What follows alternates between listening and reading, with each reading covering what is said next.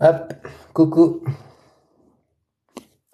Coucou, on va poursuivre la lecture de ce livre. On va peut-être le terminer ce soir parce qu'il ne reste plus beaucoup de chapitres. On en est au chapitre 13 et il y en a 16, 19. 19, mais les derniers chapitres sont courts. Donc en attendant que les gens arrivent, je vais relire la 4e de couverture. Salut Asma Souma. Alors que la célébration du mariage de la princesse Mélodie et de Gaspard remplit de joie le château d'où tout est beau, la main du destin bouleverse leur avenir tout tracé. Gaspard, le prince tant attendu, disparaît mystérieusement dans son sommeil. Une vieille dame le dit subjugué et kidnappé par les fées. Accompagnée de son chien Mousqueton, Mélodie décide alors de quitter tout ce qu'elle connaît, son château et son jardin, pour s'aventurer dans la grande forêt à la recherche de son bien-aimé. Pas à pas, elle en découvre les secrets, rencontre les esprits de la nature et se rapproche du redouté royaume des fées, protégé par un terrible sortilège. L'épreuve s'annonce de taille. Réussira-t-elle ou succombera-t-elle en route? Finira-t-elle par retrouver son prince tant attendu? Que lui réserve cette aventure? Bien des surprises et des révélations. Cette histoire totalement vraie, il va sans dire, est une invitation à plonger dans le monde des esprits de la nature. À travers le conte, il est enseigné comment les rencontrer et communiquer avec eux. Leur message essentiel ponctue le récit avec poésie et sauront conquérir le cœur des petits et des grands. Voilà, donc la princesse recherche son prince charmant qui a disparu et elle va le chercher au royaume des fées. Et là, elle y est presque entrée dedans, mais pour rentrer dedans, il y a des épreuves à passer. On en était rendu là. Salut Jay Pisset. Allez, on y va. Le chapitre 13, le royaume des fées. La porte s'ouvre extrêmement lentement, dans un grincement assourdissant. Les gardes-fées ne l'ont pas actionné depuis fort longtemps. Ils s'impatientent, les yeux écarquillés. À quoi donc ressemble ce non-fait? Cette visite sonne comme un événement sans précédent. Dans leur royaume où le temps s'écoule comme un cours d'eau sur un lit de marbre, les surprises sont rares. Dans l'entrebâillement de la porte, ils découvrent une boule de poil, un chien. Ce non-fait serait-il un chien? Comment un chien aurait-il pu réussir l'épreuve? Sous le choc, ils se regardent perplexes. De mémoire de fée, ils n'avaient jamais vu ça. La porte poursuit son mouvement, très lentement. Une humaine. Les gardes-fées font quelques pas en arrière. C'en est trop. Passe encore pour l'animal, mais un spécimen du genre humain. Quelle infamie! Et comment ils ont réussi l'épreuve? Rien ne peut justifier leur rejet. Les gardes-fées restent là, pétrifiés, face à cette stupéfiante réalité. Notre princesse humaine va pouvoir entrer dans le royaume des fées.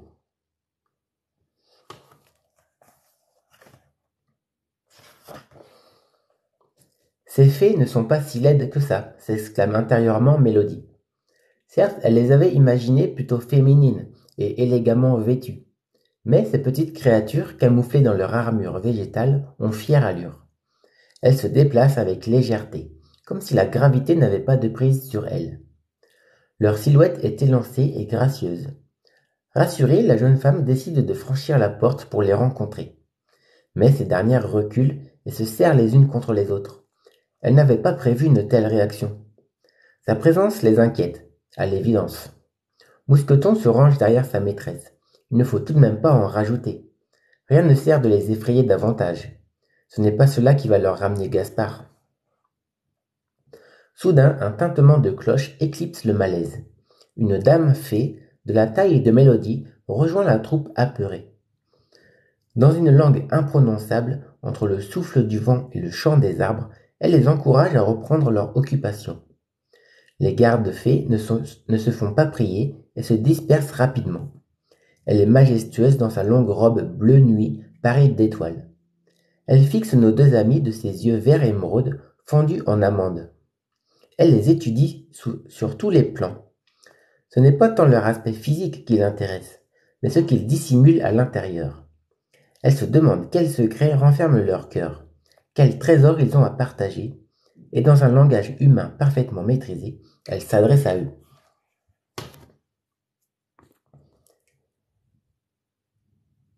La réincarnation Baptiste qui aime les trains, est parmi nous. J'apprécie vos petites astuces quant à la langue française. Merci, Nora Cactus. Donc la fée s'adresse à Mélodie et son chien. Bienvenue en notre splendide royaume des fées. Au nom de mon peuple, je vous félicite. Vous avez réussi l'épreuve et êtes admis parmi nous. Je ne vous cache pas que votre présence est un exploit et suscite notre étonnement. Nous n'avons pas pour habitude d'ouvrir notre porte aux non-fées. Nous préférons rester à l'abri du bruit du monde, isolés dans notre si extraordinaire royaume. Impressionnée, Mélodie ne dit pas un mot et se courbe afin d'effectuer une révérence réservée à la grande noblesse. La dame fée note son attitude et poursuit. Mon nom est Artémisia. Je serai votre guide pour la durée de votre séjour.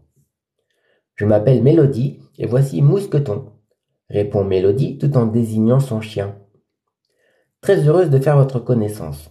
Je suppose que votre venue n'a pas pour raison une visite touristique, bien que notre fabuleux royaume mérite d'être connu. En effet, je viens avec une requête. Voyez-vous, c'est le cœur brisé et en même temps rempli d'espoir que je me présente devant vous. Comme beaucoup de jeunes femmes, j'ai rêvé d'un amour comblant toutes mes attentes. Un amour impossible, comme le disaient certains. Eh bien, je l'ai trouvé. Non seulement je l'ai trouvé, mais en plus, la vie m'a offert de me marier avec cet homme. J'étais alors la plus heureuse des jeunes femmes. Or, ce bonheur a peu duré. La nuit de notre mariage, mon tendre époux a disparu.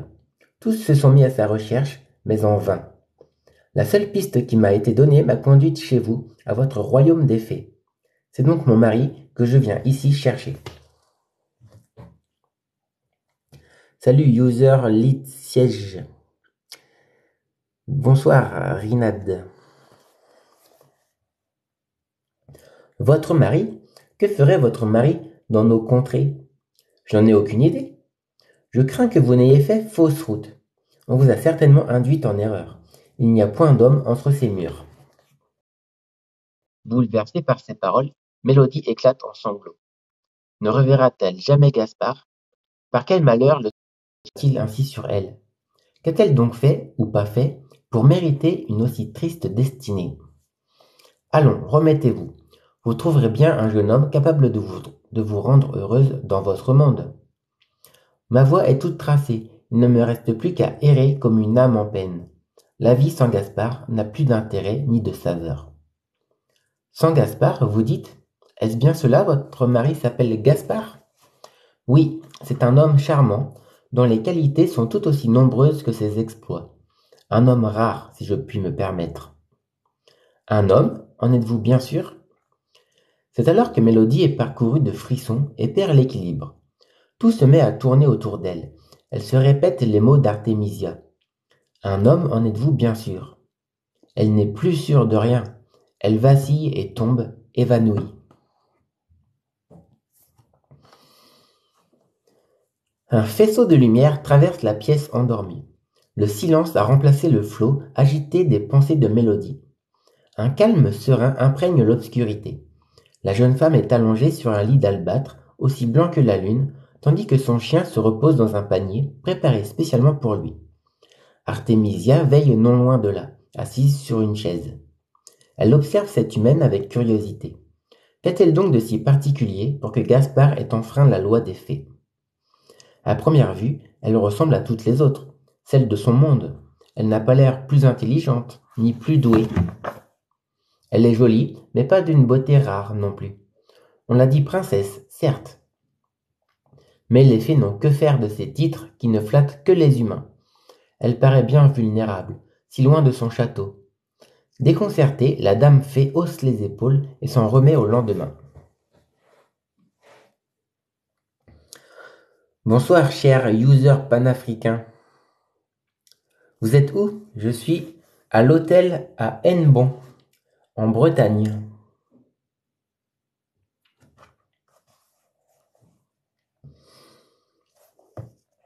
Le jour se lève sur le royaume des fées.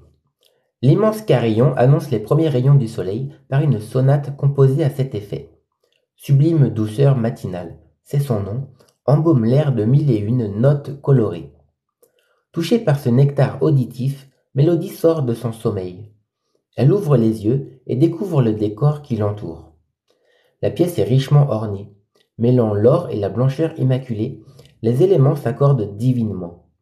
Les meubles sont habillés de bas-reliefs, mimant des représentations de la nature. Quant aux tapisseries, elles sont dans une matière étrange, mi-opaque, mi-translucide. Elles s'adaptent et laissent passer la lumière selon le moment. Ce doit être un rêve, se dit Mélodie. Elle referme les yeux, attend quelques instants, puis les ouvre de nouveau. Le décor n'a pas changé. Elle tourne la tête et aperçoit Artémisia. Celle-ci la rejoint, un verre à la main. La jeune femme ne pose pas de questions et en boit le contenu. Cette eau pure vous fera du bien, assure la dame fée. Je vous remercie pour cette délicate attention. Il y a ici quelqu'un qui souhaite vous voir. Me voir? Votre peuple ne semble pourtant pas très intéressé par les humains. Mon peuple a ses petites bizarreries. Il faut de tout pour faire un monde. Comme vous dites par chez vous. Aussi, nous avons un peu de tout ici. Allons, nous avons assez discuté. Levez-vous et suivez-moi. Bonsoir, je suis un peu en retard pour la lecture. Pas de problème, tu peux prendre en route. Je te regarde depuis Haïti et j'aime ce que vous faites. Merci, Ricardo d'Haïti. Je vous suis depuis le Sénégal. Vos publications m'intéressent beaucoup. Merci à toi, Sankara du Sénégal.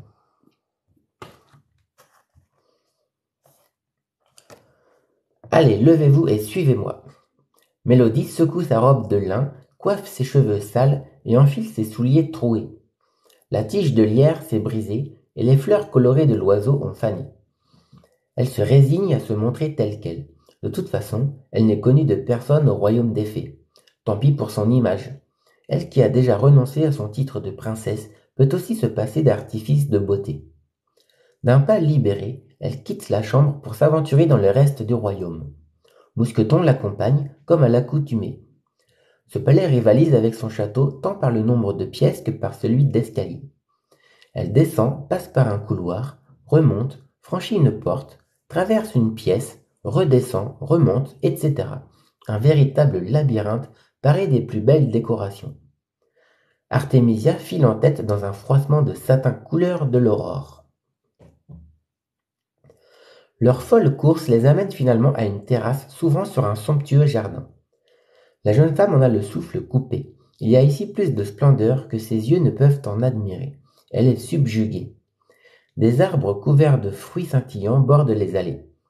Diverses espèces de végétaux, dont le vert s'accommode de toutes les couleurs de l'arc-en-ciel, s'épanouissent ensemble harmonieusement. Des fleurs aux formes variées, des plus simples aux plus sculpturales, terminent d'apporter leur touche de majesté dans ce tableau digne d'un maître. Nos amis s'émerveillent à chaque regard. Ils progressent doucement pour en enregistrer les nuances, impressions et sensations. Ils se penchent, observent, reniflent et palpent. Tout leur est inédit, tout leur est merveilleux. Quant à Artémisia, elle les guide en respectant leur rythme. Elle a bien conscience qu'un temps d'adaptation est nécessaire. Son royaume surpasse amplement tous les concepts humains sur la beauté. Assis sur une balancelle, un homme fée attend patiemment. Il se laisse aller au gré de la brise, une fleur à la main. Entre deux rêveries, il ajuste son costume, replace une mèche de cheveux de bronze et fait tourner un anneau d'or entre ses doigts. Puis il soupire et repart où son imagination l'appelle. Fin du chapitre. Merci.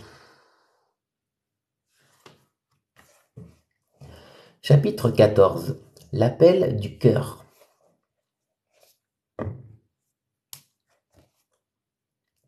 Mélodie et Mousqueton se réjouissent de leur nouvelle trouvaille. Leurs efforts en valaient la peine et sont maintenant largement récompensés.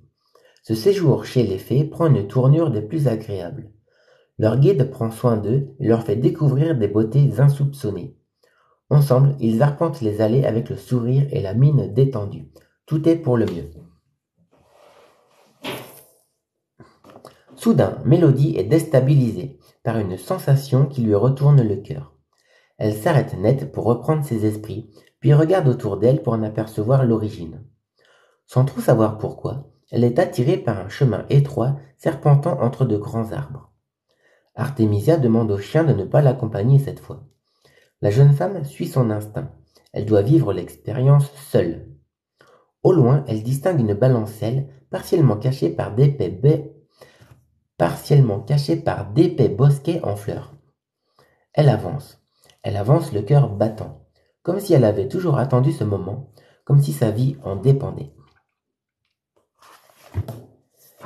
Et, au fur et à mesure qu'elle se rapproche, la balancelle se révèle.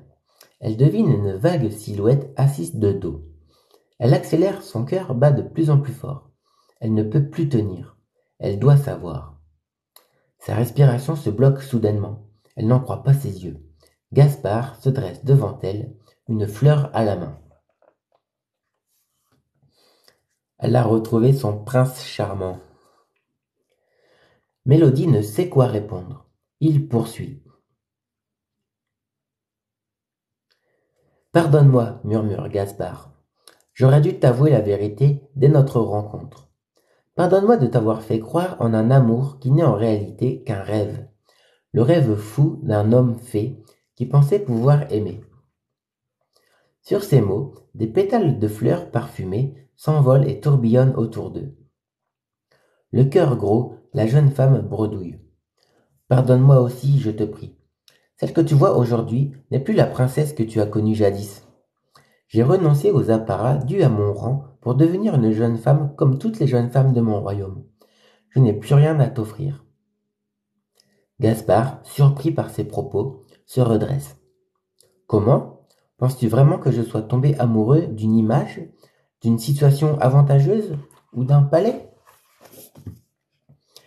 Mélodie rougit, gênée. Qu'a-t-elle d'autre à offrir ? Elle n'a jamais montré de talent particulier. Sa seule qualité se résumait à être née princesse. Voilà tout. Ne trouvant rien à proposer, elle baisse la tête, confuse. « Ne vois-tu donc pas que tu possèdes le plus précieux des joyaux ?»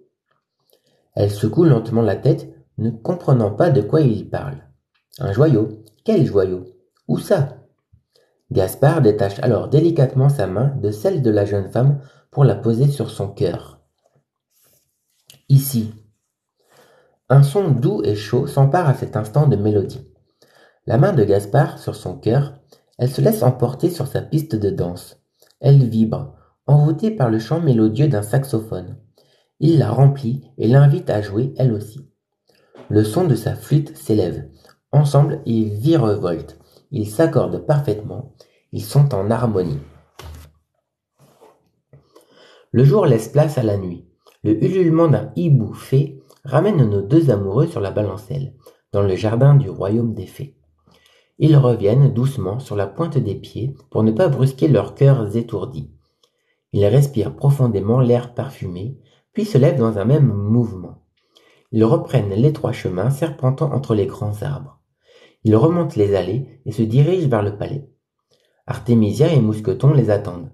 Tous ensemble, ils pénètrent dans l'éblouissante salle de réception. Une foule de fées, mâles et femelles, petites et grandes, toutes richement apprêtées, les saluent et leur souhaitent la bienvenue. Le bal va pouvoir commencer. Fin du chapitre. Eh bien, quelle surprise! Son prince était en réalité une fée. Bonsoir, Clacrise. Chapitre 15. Une idée magique.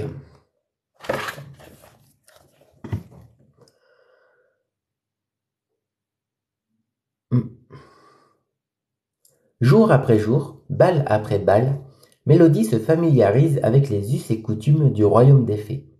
Elle y trouve sa place. Son humanité est déjà oubliée, et les fées l'apprécient comme elle est.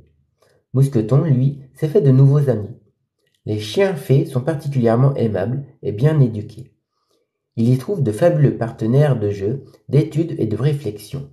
Il peut enfin partager ses idées et en élaborer de plus audacieuses en leur compagnie. Quant à Gaspard, il s'interroge. Combien de temps encore sa bien-aimée acceptera-t-elle de rester auprès de lui au royaume des fées? Bientôt, sa famille et son château lui manqueront, c'est sûr. Même si elle a tout pour être heureuse ici, le mal du pays la gagnera, et elle partira. Combien de temps encore pourra-t-il la serrer dans ses bras? Combien de temps? Ne pouvant se résoudre au départ de Mélodie, il commence à échafauder différentes stratégies. Seul dans l'incommensurable bibliothèque du palais, l'homme fée consulte de vieux manuscrits. Il les empile sur l'imposante table de chêne empereur. Certains remontent à la nuit des temps, à l'époque où le royaume des fées a été établi. Il tourne les pages avec minutie, la plume à la main. Il prend régulièrement des notes sur son calepin brodé d'argent. Il consigne chaque détail qui pourrait alimenter son plan. Il découvre que les textes de loi de son peuple ont été maintes fois remaniés, au point où il paraît difficile de discerner ce qui est aujourd'hui d'actualité. L'assemblée des vénérables fées érudites s'en accommode et joue avec les règlements selon ce qui l'arrange. Où se cache donc le décret qui interdit à toute fée, et ce quel que soit son genre, de se marier avec un spécimen du genre humain? Gaspard fouille étagère après étagère, mais ne trouve rien à ce sujet. Pourtant, cela est connu de tous. Aucun d'entre eux n'oserait le remettre en question. Satisfait, il referme les ouvrages et les range soigneusement.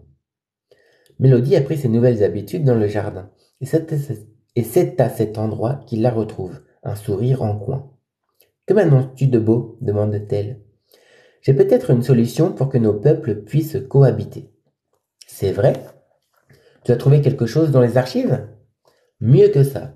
Non seulement j'ai les textes de loi qui appuient ma démarche, mais en plus j'ai une idée. Une idée propre aux fées, une idée magique. Viens avec moi, je vais te montrer. »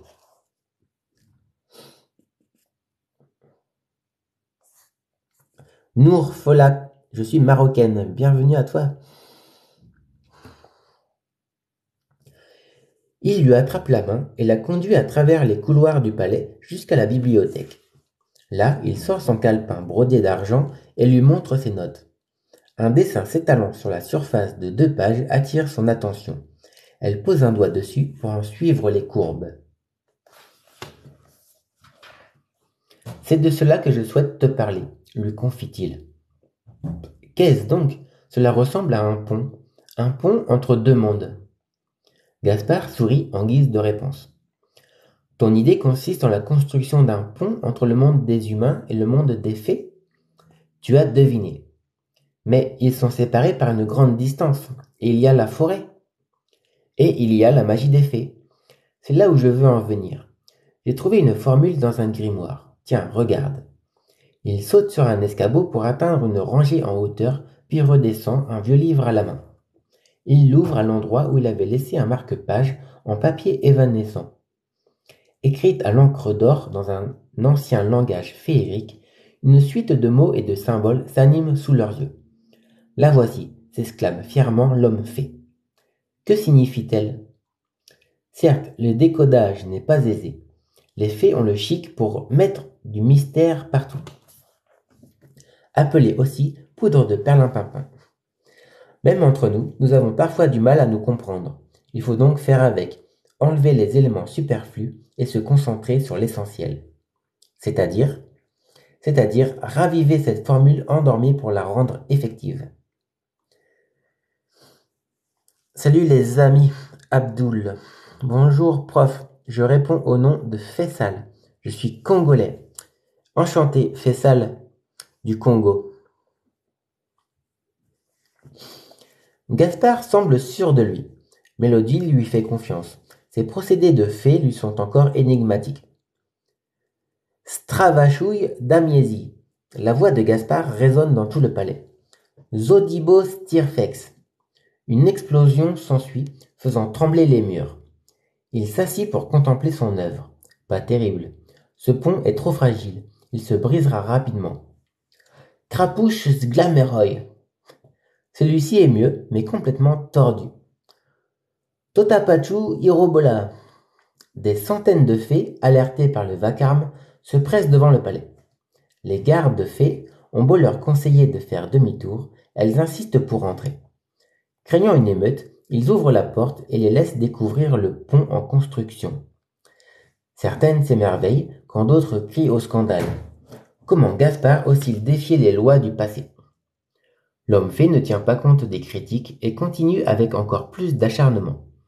Ce n'est pas quelques fées aigries et mal lunées qui vont l'arrêter. Costravassi babibouche, et le pont se transforme de nouveau. Les formules se suivent, mais aucune n'arrive à un résultat satisfaisant. Il décide alors de reprendre son étude pour en comprendre la raison. 4 à 4, il monte les marches qui mènent à la bibliothèque. Il attrape le grimoire et le feuillette frénétiquement. Que lui manque-t-il? La formule crée bien un pont, mais ce n'est pas le bon. Un astérisque à la fin d'une phrase suscite son intérêt. Il le renvoie à la fin de l'ouvrage sur un texte écrit en lettres toutes minuscules. Il saisit une loupe et regarde de plus près. Le texte explique que la présence d'un spécimen de chaque monde est impérative pour la réussite du projet. Évidemment, comment n'y avait-il pas pensé? Gaspard sort de la bibliothèque et court chercher Mélodie. Il l'emmène sur son chantier, puis lui explique la situation. Elle est d'accord pour se joindre à ses expérimentations. Il reprend. Titi-tac, zoubidou. Le pont se modifie en une fine liane à écailles de tortue. La foule de fées éclate de rire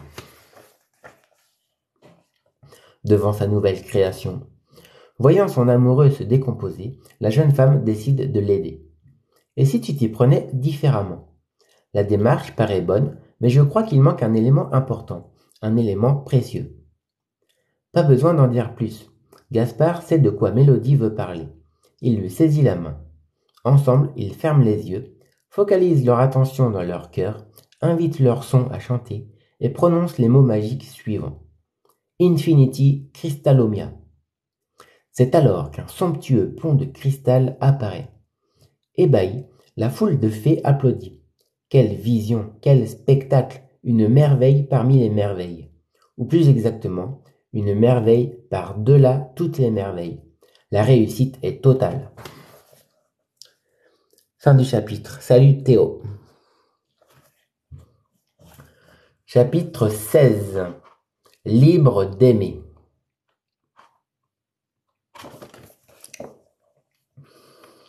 Fort des textes de loi qu'il a dénichés, Gaspard arrive à convaincre l'assemblée des vénérables fées érudites. Il a l'autorisation d'utiliser le pont pour rejoindre le monde des humains. Cette autorisation est valable dans les deux sens et autant de fois souhaitée. Il prépare son baluchon. Le moment est venu de passer de l'autre côté du voile, avec sa bien-aimée et son fidèle compagnon. Il est enfin libre, libre d'aimer. Le jeune couple et le chien sont prêts. Ils s'élancent sur le pont de cristal et disparaissent derrière le voile. Artémisia observe, de loin. Peut-être qu'elle aussi, un jour, elle s'affranchira des lois de son peuple et s'aventurera à l'extérieur de son si extraordinaire royaume. Salut Jacques, Big Man. Telle une nuée d'oiseaux migrateurs, les mots volent et atterrissent dans toutes les oreilles du royaume d'Outoutebo. Tout le monde se réjouit de la nouvelle. La princesse est de retour, et elle n'est pas revenue seule. Oh non, elle est accompagnée de son chien, le fidèle Mousqueton, qui n'est plus à présenter, et surtout de Gaspard, son prince tant attendu. De grandes festivités sont annoncées, ainsi que le récit de ses aventures donné en conférence publique et retranscrit par écrit sur le célèbre journal officiel. Les nouvelles d'Outoutebo, point de titre dramatique, le livre des catastrophes du château peut être rangé aux archives. Ici, il n'est question que d'épopées victorieuses menant à un aboutissement des plus heureux. Le bâton magique tenu fièrement dans une main, Mélodie est radieuse. Elle rayonne de joie. Elle joue son rôle dû à son rang à la perfection. Pour autant, elle sait qu'elle ne se limite pas à cette étiquette superficielle. Dans son cœur, elle a trouvé le plus précieux des joyaux. Ce son qui lui fait du bien et qui, plus que toute autre chose, l'unit à son grand amour, Gaspard, l'homme fée. Dans un coin du jardin du château, quelque part au milieu des ronces et des broussailles, un petit être est à l'œuvre. Il tisse son nid fait de brins d'osier dorés. Un à un, il les travaille et les assemble Dans ses cheveux de nacre scintille un peu de poussière de cristal. Discrètement, il a utilisé le pont et traversé le voile. Depuis ce jour, le peuple des fées cohabite avec celui des humains, créant des ponts entre les mondes et ouvrant son incomparable royaume à ceux dont le cœur chante. Cette histoire est terminée, à vous de vivre maintenant la vôtre en partant à la rencontre des esprits de la nature. Fin de l'histoire, mais le livre n'est pas terminé. Guadafracas a l'air heureux ou heureuse. Alors, il reste quoi dans ce livre? Il reste des petits chapitres à lire. Visiter le royaume des fées. Comme vous le savez déjà, cette histoire est vraie, entièrement authentique du début jusqu'à la fin, pour tous ceux qui ouvrent leur cœur à l'invisible et au peuple de la nature. Le monde enchanté existe bel et bien. Il se situe dans toutes les bonnes forêts, celles qui ont su conserver une nature libre et sauvage. Les esprits de la nature y prospèrent allègrement et s'organisent selon leurs différentes spécialités. Malgré leurs nombreuses occupations, ils se font une joie de rencontrer des humains et sont prêts à nous faire découvrir leur territoire et à partager avec nous. Traverser le voile est à la portée de tous. Il suffit de s'entraîner un peu et de s'ouvrir à sa sensibilité. Alors, sans aucune hésitation, allons les retrouver. Quant au royaume des fées, il se perd derrière des voiles de brume si épais que nul ne peut le deviner. Heureusement, notre histoire nous a donné des clés pour pouvoir y accéder. Commençons par expliquer aux fées pourquoi nous souhaitons visiter leur royaume et demandons-leur l'autorisation d'y entrer. Quelques offrandes sont par ailleurs les bienvenues, comme des pierres et cristaux joliment assortis. Puis, tournons notre regard et nos oreilles à l'intérieur de nous-mêmes. Cherchons notre son. Ce son si particulier qui nous caractérise. Il est notre vibration, la manifestation de notre essence. Il s'exprime souvent très légèrement au début, au point où il pourrait sembler insaisissable. Concentrons-nous et laissons notre cœur nous guider. Invitez notre son à chanter et à danser en nous. Il se déploie alors et remplit notre cœur, notre corps, puis tout notre espace. Il devient l'expression de notre présence. Envoyons-le par-delà les voiles de brume afin qu'il atteigne le royaume des fées. Envoyons-le avec sincérité et humilité. Attendons un peu, le temps que le message passe. Pour finir, visualisons un magnifique pont de cristal et prononçons haut et fort la formule magique Infinity Crystallomia. Le pont apparaît. À nous maintenant de le traverser et de visiter le royaume des fées. Il va sans dire que ce mode d'emploi est adaptable, utilisable dans différentes circonstances et s'avère être particulièrement efficace le soir au moment du coucher, lorsque les yeux se ferment et que les pensées s'évaporent. Le chemin des rêves est bien connu des fées. Elles l'affectionnent et l'empruntent volontiers pour venir nous rencontrer. Ainsi, quand on va se coucher la nuit, il suffit de fermer les yeux et de penser qu'on va entrer dans le royaume des fées.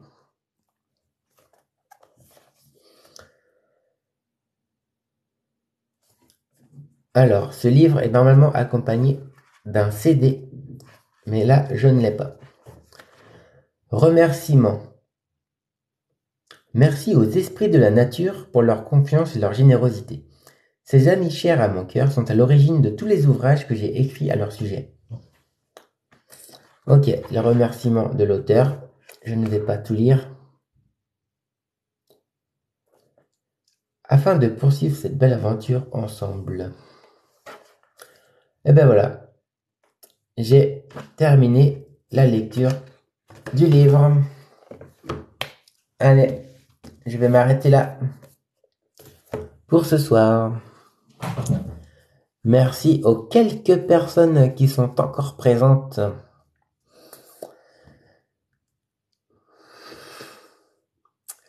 Allez, s'il y en a qui veulent